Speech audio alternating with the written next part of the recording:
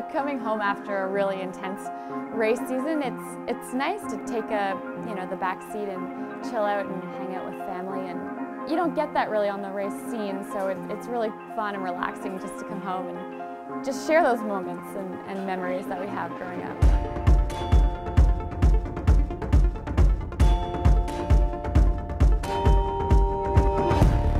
Shed some light on me, a little flicker of light to see. Show a little faith, oh please. Nothing matters from day to day. Skip to be too far inside, and shocks could stop your heart. And though my pulse won't start, I can hear your heartbeats in the dark.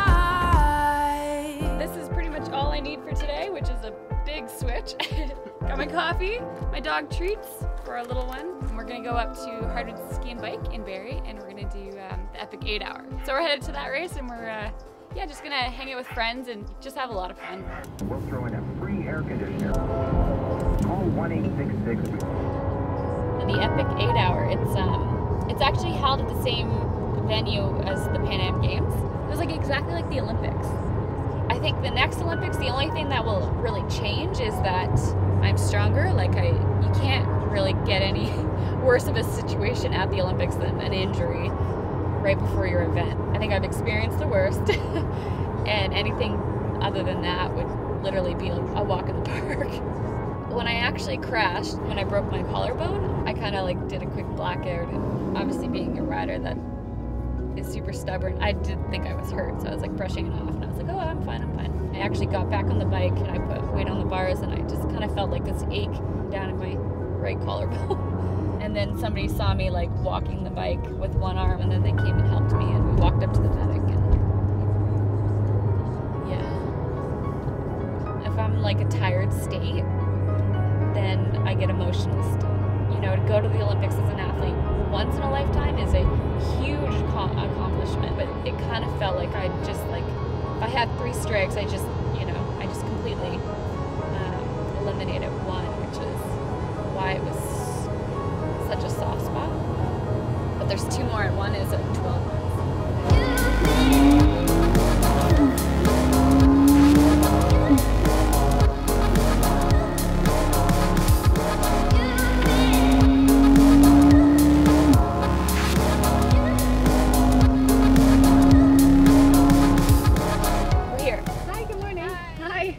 Good morning.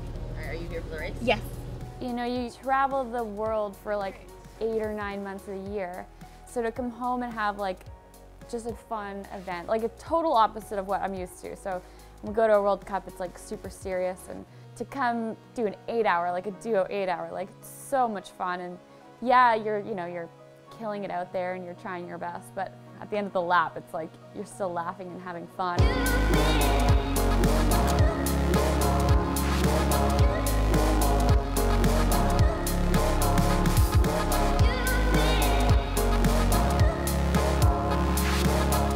You're tired from riding and racing, you just come back to him and you're like, oh, this is really cute.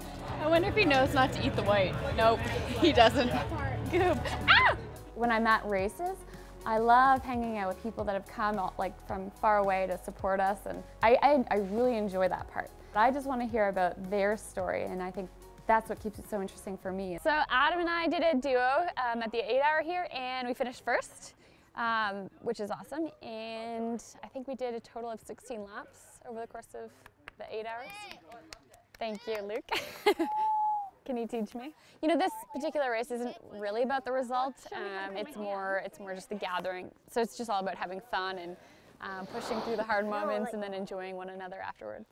Very near is Trek Toronto's store owner. He's originally the guy that got me onto a Trek bike. Back in 2006, I was on a different manufacturer, and I met him at a race, and he was like, no, we need you on a Trek bike. And so him and his family helped me basically fun my first few World Cup seasons, and every single World Cup he still writes me an email, and I expect this email because if it didn't come in, I would be like, where's my email? And sometimes it's like a book long and sometimes it's just a couple sentences, but you just feel the passion in his words. So when I'm like lost or drifting off, I just like channel it back into his writing, and it's just so inspiring. After all the old dreaming, after all the old drifting along,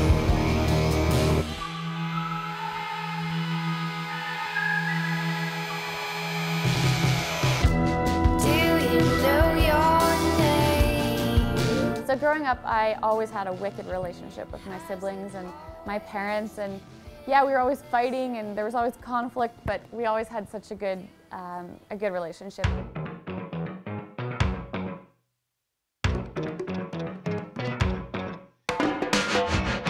When I'm lost, you say, oh, oh, here we go. It's so fun, you know, coming home and hanging out around the bonfire. On your own. Our little baby has a limp. Puppy surgery. 4 people holding a dog down. How did you do that? Now, if you look, That's a boy. Good boy. he's so hot. He's like, My one brother, Mark, he's the funniest storyteller. Tell the one story. Actually, Charlotte's here. So Charlotte, do you want to tell the story from when Mark's finger was infected and Dad got... Yeah, what happened was it was a couple days before I left for a few-day stage race, and I was going in the garage door, and I stuck my hand back behind, and this finger got sucked in. If anybody that's had a black fingernail, they know that it like throbs and it's like a pressure. Every heartbeat you can feel it. And so when I hear Dad stirring, I come down on my dad. I didn't sleep a wink. He looks at it and he's like, "We gotta drill that."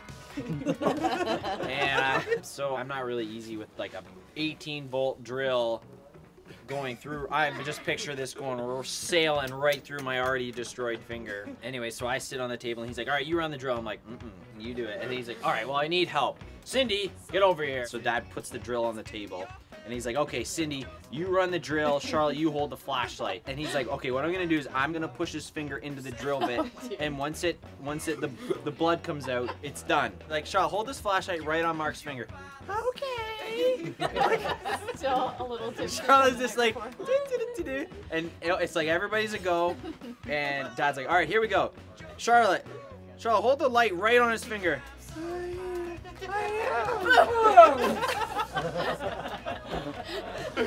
Passes out.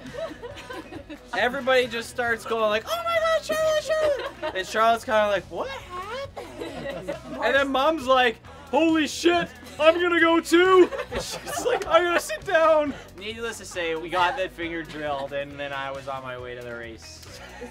I don't get to see my family as much as I'd really like to, so that is why when I am home, it's so important for me to hang out and be with my family, because I feel like I just missed out on so many things being on the road. Do you want to go for a walk? Yeah.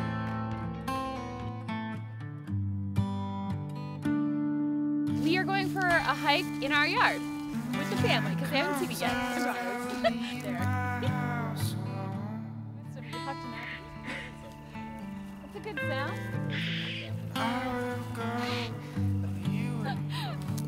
Is that your communication? When the sun comes out, I will return home alone.